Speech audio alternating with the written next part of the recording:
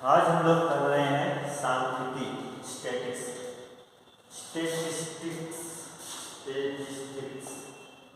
जल्दी में स्टैटिक्स बोल देते हैं लेकिन स्टैटिस्टिक्स। सांख्यिकी क्या है, सांख्यिकी की शुरुआत कहाँ से हुई और सांख्यिकी के जनक कौन है, सांख्यिकी की विशेषताएं क्या हैं और सांख्यिकी का महत्व क्या है, आज हम सब इन सभी पॉइंट्स पे विचार करेंगे। तो देख लेते हैं सांख्यिकी शुरुआत कहाँ से हुई सांख्यिकी की। तो सांख्यिकी जो आज स्टैटिस्टिक्स है ये अंग्रेजी भाषा के स्टेटस से ली गई है। अंग्रेजी भाषा के स्टेटस का मतलब होता है स्तर या राज्य, और इसको अगर इटालियन भाषा में देखा जाए तो इटालियन भाषा के स्टाटा से लिया गया है, जिसका सीधा सा मतलब है राज्य, और राज्य का मतलब उस राज्य से है जो राजनीतिक राज्य है। जैसे आज का राज्य, आज जो जैसे एक भारत राज्य है, अलग राज्य है, हम इसको राजनीति की भाषा में भारत एक राज्य है। यहाँ पे हम जो भारत के राज्य हैं उनके आधार पर नहीं करते हैं, मतलब जहाँ पे एक राजनीतिक अलग है, जहाँ की एक राजनीति है, दूसरी जगह की जो अलग राजनीति है, तो ये सब अलग अलग राज्य के रूप में कहे जाते हैं। जब राजनीति पढ़ोगे तो इस राज्य का अर्थ समझोगे।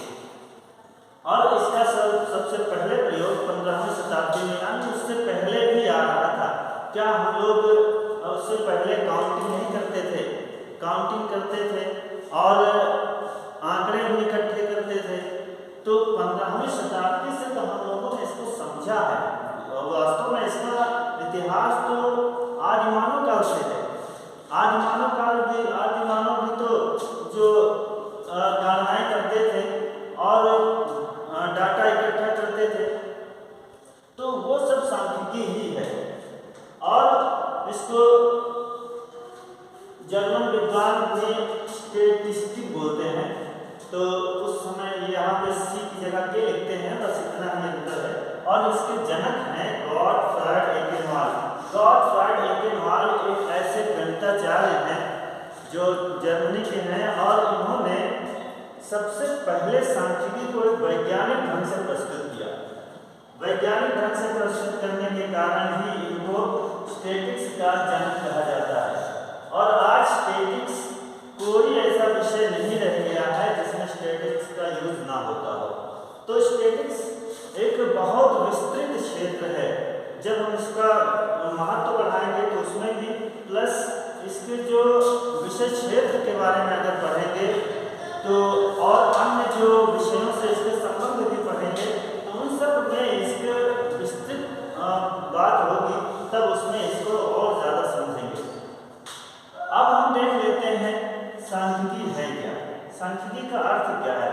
जो हम सांख्यिकी देखते हैं, जो हम करते हैं, तो वो है क्या, हम क्या समझ के पढ़ेंगे, इसको किस लिए पढ़ रहे हैं। तो पहले अर्थ समझ लेते हैं, फिर ये भी समझेंगे क्यों पढ़ रहे हैं। तो आज हम लोग गणनाएं करते हैं। जो गणित है, वास्तव में स्टैटिक्स गणित ही है। हम इसको एक सीधी भाषा में कह सकते हैं कि स्टैटिक्स एक गणित है। तो गणित है। अब इससे काफी बात क्लियर हो गई कि स्टैटिक्स क्या है। तो हम जो बात कर रहे हैं, अगर हम इसको अपने शब्दों में समझें, तो हम जो बात कर रहे हैं, अगर उस बात को संख्याओं में दिखा सकते हैं, तब हम वो स्टैटिक्स का यूज कर रहे हैं, तब हम स्टैटिक्स का प्रयोग कर रहे हैं। जैसे अगर हमने ये कह दिया कि ललितपुर में बहुत बड़ी जनसंख्या रहती है, एक एग्जाम्पल लेते हैं, ललितपुर में एक बहुत बड़ी जनसंख्या रहती है। अब बहुत बड़ी जनसंख्या अगर हम उसको 1 लाख में दिखा दें, अगर हमने इस 1 लाख में दिखा दिया, तो यही क्या है, स्टैटिक्स हो गई। वही बात जो हम कह रहे थे, भारी संख्या में रहते हैं, जिसमें आधे स्त्री हैं, आधे पुरुष हैं, आधे स्त्री और आधे पुरुष हैं।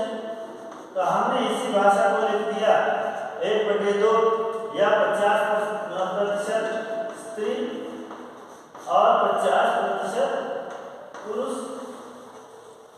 तो ये क्या हो गया, ये हमने इसको संख्याओं में दिखा दिया। वही जो हम कह रहे थे आधे स्त्री आधे पुरुष हैं, उसी को हमने संख्याओं में दिखा दिया। तो ये जो है है हमारी सांख्यिकी। अर्थात किसी भी बात को अगर हम संख्याओं में दिखा सकें तो वो स्टैटिक्स है।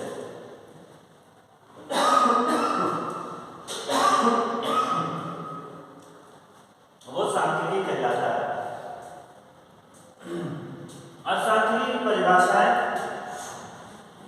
पहले जब सांख्यिकी आया तो डाटा के रूप में आया। डाटा जैसे हमने कहा ललितपुर में 50% पुरुष हैं, 50% महिलाएं हैं, ये हमने एक डाटा लिया तो ये स्टैटिक्स हो गया। जब ये स्टैटिक्स हुआ तो इस तरह से बहुत सारे डाटा कलेक्ट हुए। फिर हमने बच्चों का डाटा लिया। मान लो एग्जाम्पल लें, अगर हम स्त्री और पुरुष का लिए, फिर बच्चों का लिए, फिर गर्भवती महिलाओं का लिए, फिर 0 से 6 साल के, या फिर वृद्धों का लिए, फिर नौजवानों का लिए, इस तरह से बहुत से डाटा हो गए।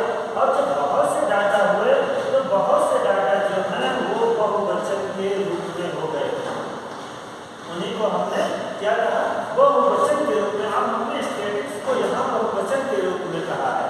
और अगर वो सारे डाटास को आगे चल करके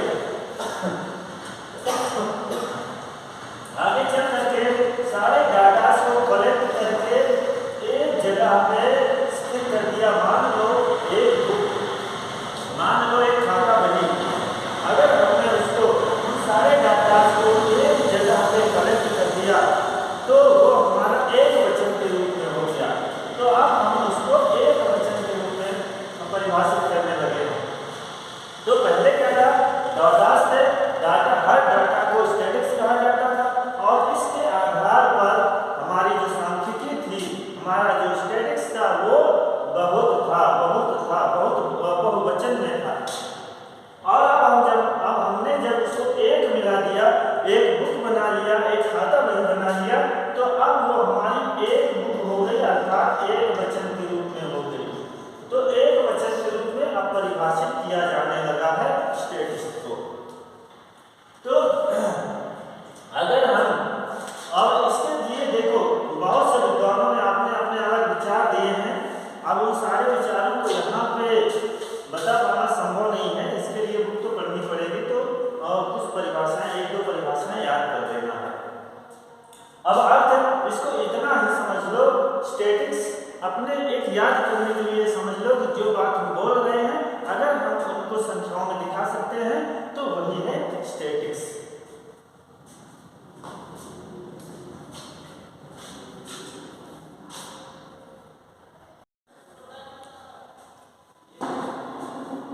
सांख्यिकी की विशेषताएं। स्टैटिक्स क्या है हमने देख लिया कि समंकों का समूह या समंक स्टैटिक्स कहलाते हैं, सांख्यिकी कहलाते हैं। और अब इसकी विशेषताएं पढ़ते हैं कि क्या क्या विशेषताएं हैं। एक तो समंक तथ्यों के समूह हैं। हमने पहले भी कहा है कि बहुवचन के रूप में इसकी परिभाषा की जाती है। बहुवचन के रूप में पहले की जाती थी, मतलब जो समंक हम इकट्ठे करते थे तो हर एक समंक को सांख्यिकी कहा जाता था। लेकिन अब जो है उन समंकों के समूह को स्टैटिक्स कहा जाता है। जो हम कलेक्ट करते हैं सारे डाटा एक साथ मिलकर के वो समंकों का समूह कहलाते हैं। तो समंक, ये समंक हमने यहाँ जानबूझ करके लिखा है ताकि आपको ये न लगे कि सांख्यिकी और समंक अलग अलग है। सांख्यिकी और समंक दोनों एक ही बातें हैं। आंकड़े या समंक और आंकड़े ही स्टैटिक्स हैं।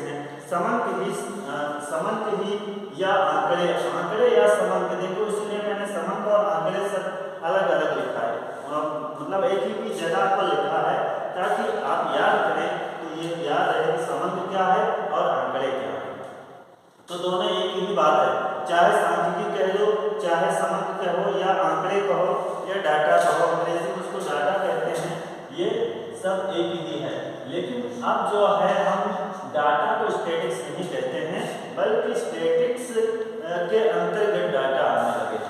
पहले डाटा और स्टैटिक्स एक ही हुआ करता था जब हमारा बहुवचन के रूप में था।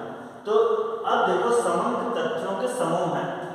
तथ्य, जो तथ्य हम इकट्ठा करते हैं, जो डाटा हम कलेक्ट करते हैं, वही है स्टैटिक्स। जैसे हमने एग्जांपल लिया था 50% महिलाएं, 50% पुरुष, 2% बच्चे, या जो हमने इस तरह का डाटा कलेक्ट किया, और वो जो डाटा हमने कलेक्ट किया वही समंक है और स्टैटिक्स है। और समंक संख्याओं में व्यक्त किए जाते हैं। संख्याओं में हमने कहा कि जो हम बोल रहे हैं, जो हम समझ रहे हैं, अगर हम उनको संख्याओं में दिखा सकते हैं तो वही है स्टैटिक्स। जैसे अभी हमने 50% आधे और 50% की बात की थी, और आंकड़े किसी निश्चित उद्देश्य के लिए एकत्रित किए जाते हैं। ऐसा नहीं है कि आंकड़े एकत्रित कर लो हो गया, हम चले गए घूम आए कि कितने लोग यहाँ रह रहे हैं और वो कितना खा रहे हैं, क्या कर रहे हैं, वो सब हम कलेक्ट कर आए, लेकिन कोई उद्देश्य नहीं है, तो फिर ये नहीं किया जाना चाहिए, बल्कि वो किसी एक उद्देश्य के लिए किया जाता है। जैसे हमें ये उद्देश्य दिया गया है कि हमें समाज में ये पता करना है कि जो धूम्रपान है उससे कितना लोगों को नुकसान हो रहा है। हमें ये अगर मान लो इस तरह का रिसर्च दिया गया है, इस तरह की खोज करने को दिया गया है, या ऐसी समस्या के समाधान को का विषय दिया गया है, तब हम उसके उद्देश्य से लोगों के पास जाएंगे, उनसे पूछेंगे उनको क्या फायदा हो रहा है, क्या नुकसान हो रहा है, हम उसके आधार पर फिर उसका निष्कर्ष निकालेंगे। तो ये आंकड़े जो हैं हमें उद्देश्य के लिए, किसी उद्देश्य के लिए एकत्रित किए जाते हैं, ऐसे ही नहीं एकत्रित किए जाते। और आंकड़े व्यवस्थित रूप में होते हैं, आंकड़े व्यवस्थित रूप में भी होने चाहिए। ऐसा नहीं है कि हमने दो लोगों से जो धूम्रपान करते हैं उन लोगों से पूछ लिया, और दो लोगों से ऐसे पूछ लिया जो धूम्रपान से संबंध ही नहीं है जिनका, तो ये व्यवस्थित नहीं है। मतलब एक क्रम होना चाहिए कि पहले हमें उनके बारे में जानकारी करना है, उनकी आयु के बारे में जानकारी करना है, फिर अपने मेन विषय पे आना है। तो एक क्रम होना चाहिए, इस तरह का एक व्यवस्थित क्रम होना चाहिए। फिर आंकड़े शुद्ध होने चाहिए, मिक्सिंग नहीं होनी चाहिए। वास्तव में हम लोग जब रिसर्च के लिए जाते हैं तो वहाँ पे कई बातें हो जाती हैं, हम लोग सारा का सारा मिक्स कर लेते हैं, लेकिन उसके बाद फिर हम लोग उसका वर्गीकरण करते हैं, फिर सारणीकरण करते हैं, तो इस तरह से जाकर के हमें शुद्धता मिलती है। तो वही आंकड़े तो वही काम में आ सकते हैं जो शुद्ध होंगे, बाकी जो जिनका काम नहीं है उनको हम बाहर कर देते हैं। तो जो हमारे काम का है उसी को ही हम शुद्ध कहते हैं। समंक प्रभावित भी हो सकते हैं। अब समंक प्रभावित बिल्कुल हो सकते हैं। जैसे मान लो कि हमें ये इसी पे तंबाकू का नुकसान या धूम्रपान का नुकसान ही हमें करना है, और फिर और उसके साथ साथ कभी कभी ऐसे भी लोग आ जाते हैं, कहते हैं हमें नुकसान नहीं हो रहा है, हमें तो फायदा हो रहा है। तो अगर उनको वो फायदा हो रहा है तब फिर ये आपके समंक प्रभावित हो जाएंगे। मतलब आप जो निष्कर्ष निकालना चाह रहे हैं वो निष्कर्ष नहीं निकल पाएगा। फिर यही जो है यही प्रभावित होने का रीजन है। तो ये हमने देखा कि जो डाटाज हैं, जो आंकड़े, जो सांख्यिकी है, उसकी विशेषताओं में ज़्यादातर कुल मिला के कहने का मतलब ये है कि जो डाटा होंगे वो अंकों में होंगे। अंकों में अगर हैं तभी वो डाटा कहलाएंगे, वही नहीं तो वो स्टैटिक्स है ही नहीं। अब बात आती है स्टैटिक्स की प्रकृति क्या है। हम हर विषय को ये देखते हैं वो कला है या कि विज्ञान है, हम हर विषय को ये देखते हैं। तो स्टैटिक्स तो पहले ही विज्ञान है। जब विज्ञान आपकी पूरी समझ पर है, पूरा का पूरा स्टैटिक्स में है, गणित में है, वो विज्ञान है। तो जब ये हमारे स्टैटिक्स भी खुद ही जो समंकों में है, जो अंकों में है, तो वो क्यों विज्ञान नहीं है। तो ऐसा भी नहीं है कि हम केवल इसको विज्ञान कहें, और हर विषय विज्ञान और कला दोनों होता है। विज्ञान का मतलब होता है कि वो अपने तर्क पर खड़ा है या नहीं, जो उसका तर्क है वो उस बात पर अपने खड़ा उतरता है या नहीं उतरता। और कला क्या होता है, कला का मतलब होता है कि वो अपने काम में कितना पारंगत है, वो कितना कलाकारी से अच्छा काम करता है, कितनी अच्छे ढंग से अपना काम करता है। तो ये दोनों ही गुण हैं इसमें, हम किसी एक को ये नहीं कह सकते कि ये केवल विज्ञान है या कि ये केवल कला है, ये इसमें दोनों गुण हैं। तो दोनों गुण कैसे हैं उसके लिए हम देखते हैं। मान लो पहले हम विज्ञान देख लेते हैं, पहले विज्ञान क्या होता है वो समझ लेते हैं। तो विज्ञान क्या होता है, विज्ञान एक क्रमबद्ध, सुसंगठित और सरल, जिसमें ये विशेषताएं हों, यानी संगठित हो, व्यवस्थित हो, सरल हो। अगर ऐसा गुण है, ऐसी प्रकृति है तो वो विज्ञान कहलाता है। यानी सुसंगठित, क्रमबद्ध और सरल ज्ञान को विज्ञान कहते हैं। ये परिभाषा हर कोई जानता है। तो सुसंगठित, सरल और क्रमबद्ध अगर ऐसा है तो वो विज्ञान कहा जाता है। अच्छा, विज्ञान में एक गुण और होता है, विज्ञान में मापने का गुण होता है, मतलब उसमें अगर दूरी है तो उसको मीटर में या किलोमीटर में, द्रव है तो लीटर में, किलोलीटर में, और कोई ठोस है तो उसको ग्राम में या किलोग्राम में मापते हैं। तो वैसा ही स्टैटिक्स में भी गुण हैं। तो चलो देखते हैं कि क्या गुण हैं। तो सबसे पहले आ जाते हैं हम इसके सरलता पर। सरलता को छोड़ पहले क्रमबद्धता पे आ जाते हैं, क्रमबद्धता पे आ जाते हैं। क्रमबद्धता का मतलब होता है कि एक क्रम में पढ़ा जाए। तो एक क्रम में हम सबसे पहले इसको पढ़ते हैं मीन। हम इसमें क्या पढ़ते हैं, पहले तो इसकी परिभाषा पढ़ते हैं, फिर परिभाषा को हम ये पढ़ते हैं कि इसको किस तरह डाटा में दिखा देते हैं, और उसके बाद हम इसको जो ये आप चित्र के माध्यम से दिखाते हैं, चित्रमय प्रदर्शन जिसको बोलते हैं, हम उसके रूप में आ जाते हैं। अब यहाँ से भी अगर कुछ कमी रह जाती है तो हम इसको आ जाते हैं फिर मीडियन पढ़ते हैं, फिर मोड पढ़ते हैं। अब ये तो हमने तीनों पढ़ लिया, इसके बाद हम इसका देखते हैं कि छितराव कितना है, बिखराव कितना है। जो जहाँ से हम डाटा लिए हैं, जो डाटा हमने ले लिया है, उसका बिखराव कितना है, तो वो सब देखते हैं। और अगर आप अपनी भाषा में देखो, जैसे मान लो हम रिसर्च करने गए हैं, रिसर्च करने गए हैं तो सबसे पहले हम समस्या लेंगे, फिर उस समस्या से संबंधित जो और साहित्य होंगे या उसके बारे में हम और जानने का प्रयास करेंगे।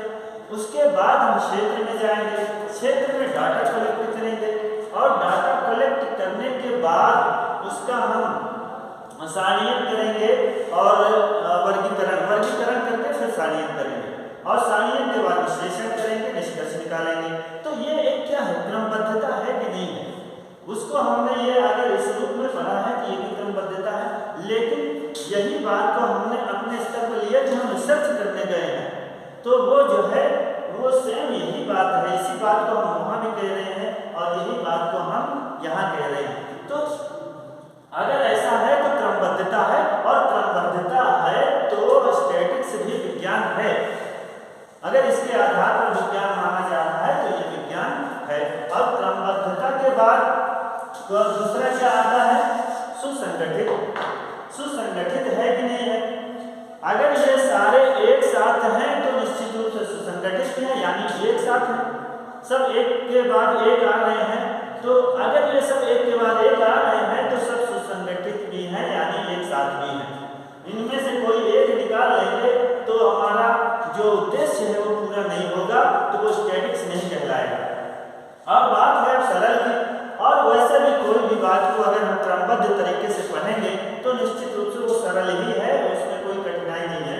तो इस तरह से अगर हम विज्ञान को इन तरीकों से देख रहे हैं तो स्टैटिक्स भी हमारा विज्ञान है।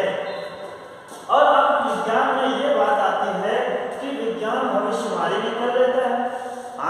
करता है कि मौसम आज कैसा रहेगा, बारिश कल होगी कि नहीं होगी, ठंड कब से आएगी, मानसून कब से आएगा, तमाम भविष्यवाणियां करता रहता है। तो स्टैटिक्स भी भविष्यवाणी करता है। स्टैटिक्स भविष्यवाणी कैसे करता है? स्टैटिक्स भविष्यवाणी इस तरह से करता है कि आज हमने जो रिसर्च किया है इसके आधार पर हम कल बता देंगे कि कल क्या होगा, कल के लोग कैसे होंगे। मान लो हम इकोनॉमिक्स का लेते हैं कि आज हमने देखा कि लोगों में उपभोग का जो लेवल है वो बढ़ रहा है, यानी लोग खर्च करना चाह रहे हैं। तो आज हमने ये लिया, इसके आधार पर हम बता सकते हैं कि 10 साल में लोग उपभोग कहाँ तक करेंगे, वो लोगों का उपभोग कहाँ पहुँच जाएगा। तो ये क्या है? स्टैटिक्स का भी तो है, यानी स्टैटिक्स भी भविष्यवाणी कर सकता है। तो जब भविष्यवाणी स्टैटिक्स कर सकता है तो ये भी स्टैटिक्स भी विज्ञान है। और अब बात है मापन की विधियां। मापन के लिए कि विज्ञान तो माप सकता है और स्टैटिक्स कैसे मापेगा? तो स्टैटिक्स भी माप सकता है। स्टैटिक्स भी उसके आधार पर यह निष्कर्ष निकालता है। तो स्टैटिक्स का जो निष्कर्ष है वही उसके माप है। तो इस तरह से हम कह सकते हैं कि जो स्टैटिक्स है, स्टैटिक्स भी विज्ञान है। तो अब हम देखते हैं कि क्या कला भी है, कला भी है कि नहीं है। कला का मतलब होता है कि व्यक्ति उसमें कितनी निपुणता है, वो अपने काम को कितने अच्छे ढंग से कर सकता है। तो हम ये देखते हैं कि जो स्टैटिक्स है वो भी अपने काम को बहुत अच्छे ढंग से करता है। अगर अच्छे ढंग से करता है तो वो स्टैटिक्स भी कला है। अब अच्छे ढंग से करता कैसे है?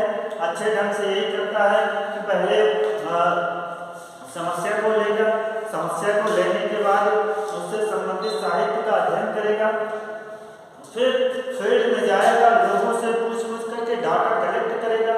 तो डाटा कलेक्ट करना और ये सारा का सारा करना, फिर वर्गीकरण, फिर सारणीय, फिर विश्लेषण करना, फिर निष्कर्ष निकालना, ये क्या है? एक तरीका ही तो है। अगर लोग इसमें पारंगत ना हो, अगर लोग ऐसा ना कर सके तो फिर कला है ही नहीं, फिर यह निष्कर्ष निकल ही नहीं सकता है। तो इस तरह से स्टैटिक्स हमारी विज्ञान भी है और कला भी है। तो दोनों के आधार पर हमने देखा सांख्यिकी कला है या विज्ञान है। तो निष्कर्ष ये निकल कर आया कि स्टैटिक्स भी कला भी है और विज्ञान भी है, क्योंकि इसमें विज्ञान के भी गुण हैं और कला के भी गुण हैं।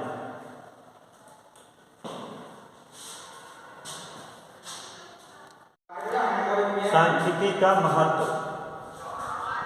सांख्यिकी क्या है? सांख्यिकी की परिभाषाएं, सांख्यिकी की विशेषताएं सब पढ़ने के बाद हम पढ़ते हैं सांख्यिकी का महत्व। सांख्यिकी का महत्व जब हमने देख लिया कि ये विज्ञान भी है, कला भी है, तो इसका मतलब है कि इसकी विशेषताएं भी बहुत सी। तो इसकी विशेषताएं तो हम पढ़ ही चुके, फिर इसका महत्व भी बहुत सा होगा। तो महत्व जैसे अर्थशास्त्र में, अब अर्थशास्त्र और स्टैटिक्स को तो अलग किया ही नहीं जा सकता। अर्थशास्त्र स्टैटिक्स है और स्टैटिक्स अर्थशास्त्र है, इसको अलग कर ही नहीं सकते हैं। बिना स्टैटिक्स के तो अर्थशास्त्र हो ही नहीं सकता। तो अर्थशास्त्र में उपभोग, उत्पादन, वितरण, राजस्व सब जगह स्टैटिक्स का महत्व है। अगर स्टैटिक्स नहीं है तो अर्थशास्त्र है ही नहीं। तो कैसे नहीं है? उपभोग में, उपभोग में क्या होता है? हम ये देखते हैं कि अगर उपभोग में हमने अगर रोटी का यूज कर रहा है, पहली रोटी से उसको 50 के बराबर, दूसरी रोटी से उसको मान लेते हैं 40 के बराबर, तीसरी रोटी से 30 के बराबर, ये क्या मिलता है? ये उसको यूटिलिटी मिलती है। और इसी के आधार पर हम ये निकालते हैं कि आगे चल के व्यक्ति का उपभोग कैसा होगा। या उपभोग फलन का ले लो, अगर उपभोग फलन का आप ले रहे हैं तो ये निष्कर्ष निकालते हैं कि जैसा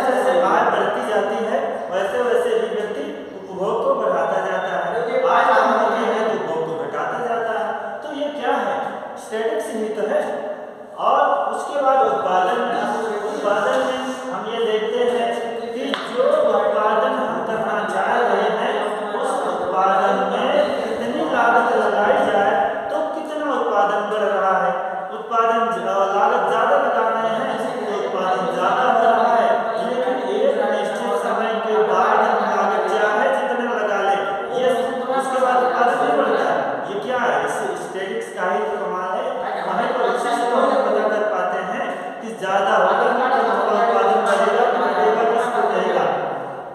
और विनिमय भी, ये विनिमय का मतलब क्या होता है, लेन देन, यानी बाजार में हम ये देखते हैं ना कि कितनी कीमत है तो कितनी बिक्री हो रही है, कीमत ज्यादा होगी तो बिक्री कम होगी और कीमत कम होगी तो बिक्री ज्यादा होगी।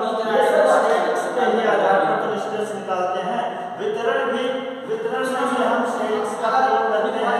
ये देखते हैं कि अगर कम लोग लगे हैं तो हमारी जो इनकम है वो ज्यादा बच रही है, हमारे पास लाभ ज्यादा बच रहा है, और ज्यादा लोग हैं तो उनको मजदूरी भी ज्यादा देनी पड़ रही है, यानी लाभ भी कम हो रहा है। ऐसे ही सब जगह पे इसका स्टैटिक्स का इस्तेमाल होता है, बिना स्टैटिक्स के प्रयोग के ये संभव ही नहीं है। और आर्थिक नियोजन में हमने पंचवर्षीय योजना में हमने हर साल का डाटा देखा कि कितना लोगों को फायदा हुआ, कितना नुकसान हुआ, अर्थात कितना हम सफल हुए और कहाँ तक सफलता नहीं मिली है, कितना हमारा विकास हुआ, कितना विकास नहीं हुआ, ये सब हमने आर्थिक नियोजन में देखा। तो इसी के आधार पर हम तमाम नियोजन के कार्यक्रम चलाते हैं। जैसे अभी तमाम चल रही हैं योजनाएं, वो सारी योजनाएं हमारे स्टैटिक्स के आधार पर, रिसर्च के आधार पर ही चलाई जाती हैं। व्यवसाय में हम ये देखते हैं कि किस क्षेत्र में कितना लाभ मिल रहा है, और उसका अध्ययन कर लिया जाता है, हर क्षेत्र का अध्ययन किया जाता है और हर क्षेत्र का डाटा कलेक्ट करके पता कर लिया जाता है कि व्यवसाय कौन सा किया जाए या किस क्षेत्र में किया जाए तो लाभकारी होगा। और बीमा प्रीमियम में हम जीवन प्रत्याशा को देखते हैं, अर्थात संभावित आय कितनी होगी जिसको हम बीमा दे रहे हैं, उससे हमें उसकी मृत्यु कब हो सकती है तो उसका हमें कितना लाभ होगा। ये सब रिसर्च का विषय है और रिसर्च कर करके ही ये सारा का सारा प्लान तैयार किया जाता है। तो जीवन बीमा में भी इसका बहुत महत्व है। और राज्यों के लिए, हर राज्य तो ये करता ही है, अगर प्लानिंग कर रहा है तो राज्य को रिसर्च तो करना ही पड़ेगा, वो चाहे राज्य केंद्र की हो या राज्य का मतलब एक राजनीतिक क्षेत्र से होता है, वो कोई भी क्षेत्र हो सकता है। तो ये सब सांख्यिकी के महत्व को बताते हैं और इसके अतिरिक्त तो बहुत से महत्व हैं। आपके जीवन में भी स्टैटिक्स का महत्व है। अगर हमने देखा है कि इस बार खेती में खाद कम दिए हैं तो पैदावार कम हुई, तो हम अगले बार सचेत हो जाते हैं कि हमें इस बार यूरिया ज़्यादा डालनी है या कीटनाशकों का प्रयोग ज़्यादा करना है, तो इससे हमारा उत्पादन बढ़ेगा। ये हर क्षेत्र में आता है। हमारे जीवन में हमेशा ये घटित होता रहता है। तो स्टैटिक्स का मतलब रिसर्च से लगा लो और उससे आपको तुरंत सब पता चल जाएगा इसका महत्व क्या है। अब देखते हैं कार्य, इसका कार्य क्या है। स्टैटिक्स का कार्य ये है कि ये जो हमारा निष्कर्ष है उसको छोटा बना देता है, अर्थात उसको समझने योग्य बना देता है, जिसको हम बहुत आसानी से जल्दी से समझ जाते हैं। जैसे हमने कहा था कि ललितपुर में 50 आधे लोग स्त्री में है, आधे पुरुष हैं, आधे स्त्री आधे पुरुष हैं। उसी को हमने 50% महिला और 50% पुरुष कह दिया। कि हमने उसको पूरा हमें रिसर्च करने की जरूरत नहीं पड़ी, हमने एक आंकड़ा देख लिया सूक्ष्मतम स्तर पर और उससे निष्कर्ष निकाल लिया कि आधे पुरुष हैं आधे महिला। अब तुलनात्मक अध्ययन करना, इसका हम तुलनात्मक अध्ययन करते हैं। इसके द्वारा जैसे हमने ये देखा कि हमारे यहाँ की जीडीपी 300 बिलियन है और अमेरिका के 500 बिलियन है, यार कोई सही आंकड़ा नहीं है। फिर इससे हम तुलना कर लेते हैं कि हमारे यहाँ कम है और अमेरिका में ज़्यादा है। तो ये तुलनात्मक एक व्यू दिखाता है स्टैटिक्स, अर्थात तुलना करने में आसानी हो जाती है। ज्ञान या अनुभव में वृद्धि करना। अब जैसे हम अगर स्टैटिक्स के माध्यम से रिसर्च ना हुआ होता या रिसर्च ना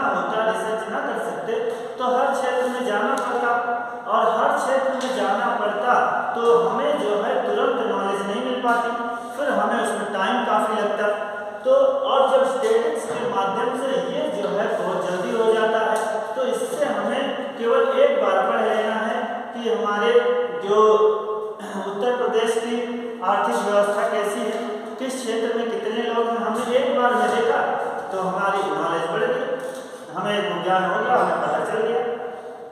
और नियमों एवं सिद्धांतों की सत्यता की जांच करना। नियमों एवं सिद्धांत, जो नियम और सिद्धांत बनाए जाते हैं वो रिसर्च के आधार पर बनाए जाते हैं, और रिसर्च ये पता करता है कि सही है कि नहीं। जैसे मान लो हम प्रयोगशाला में बैठे हैं और वहाँ पे हमें ये पता चला कि एक HCl को पानी में डाला तो क्या वो निष्कर्ष निकला। तो इससे ये क्या है, स्टैटिस्टिक्स के माध्यम से ऐसे ही हम एक सही नॉलेज का अध्ययन करते हैं। मैंने इकोनॉमिक्स की बात की थी, अब इकोनॉमिक्स में कैसे पता करते हैं कि हमने देखा कि एक व्यक्ति जो कोई चीज़ खाता है तो उसकी भूख शांत होती जाती है, अर्थात उसको उपयोगिता घटते हुए क्रम में मिलती है। तो उसको उपयोगिता घटते हुए क्रम में मिल रही है, तो इसका मतलब हम इससे एक सिद्धांत बना सकते हैं, और अगर सिद्धांत बना है तो हम उसकी जांच कर सकते हैं कि जो हमने ये सिद्धांत बनाया है कि उपभोग करने से उपयोगिता घटते क्रम में मिलती है, तो हम इसकी जांच भी कर सकते हैं कि एक व्यक्ति को बैठा लिया और उससे ये निष्कर्ष लेते जाएंगे, हमारी जांच भी होगी। तो ये स्टैटिस्टिक्स के ही माध्यम से हो पाएगा। पूर्वानुमान करना, जैसे हम भविष्यवाणी करते हैं वैसे पूर्वानुमान भी कर सकते हैं कि अगर ये कल ऐसा हुआ था तो पहले कितना रहा होगा, या कल क्या हो सकता है, भविष्यवाणी या पूर्वानुमान। तो इस तरह से ये इसके कार्य हैं स्टैटिस्टिक्स के कार्य और भी बहुत से हैं। बहुत से काम है हमारी ज़िंदगी में हमेशा आते रहते हैं, हम हर काम को शॉर्ट करना चाहते हैं, शॉर्ट में करना चाहते हैं, और वही उसी का अनुकरण करते हुए हम हमेशा अपने लाइफ में उसका यूज करते रहते हैं। अब देख लेते हैं इसकी सीमाएं, मतलब कमियां क्या हैं, इसकी सीमाएं मतलब क्या इससे गलतियां हो सकती हैं, और ये गलतियां आपके लिए अगर सावधानी से करेंगे तो नहीं होंगे, नहीं तो गलतियां हो सकती हैं। तो जैसे केवल संख्यात्मक तथ्यों का अध्ययन करता है ये, अगर आप ये कह रहे हैं कि मैं ललितपुर में रहता हूँ तो इसका अध्ययन ये नहीं करेगा, बल्कि अगर आप ये कह दें कि ललितपुर में मैं 5वें नंबर पर हूँ तब ये आपका अध्ययन करेगा, या 10वें नंबर पर अगर आप कोई संख्यात्मक रूप दे रहे हैं तब तो अध्ययन करेगा, नहीं तो ये अध्ययन नहीं करेगा। और दूसरी बात है भ्रामक निष्कर्ष।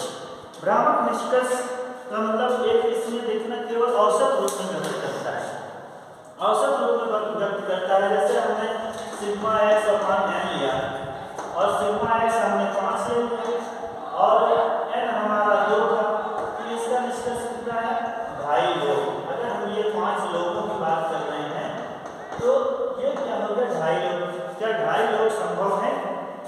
नहीं है संभव। तो ये भ्रामक निष्कर्ष निकलता है। अगर हम इसमें सावधानी से थोड़ा सा भी चूके तो निष्कर्ष हमारा भ्रामक हो सकता है। मतलब ये है कि हमें बहुत सावधानी की जरूरत है, अगर सावधानी नहीं हुई तो ये हमें भ्रामक निष्कर्ष दे सकता है। और ये जो इसका निष्कर्ष होता है वो केवल अनुमानित होता है, बिल्कुल पूरी तरह 100% सही नहीं हो सकता है, तो ये अनुमानित होता है, हमें पूरी तरह इस पर विश्वास नहीं करना चाहिए।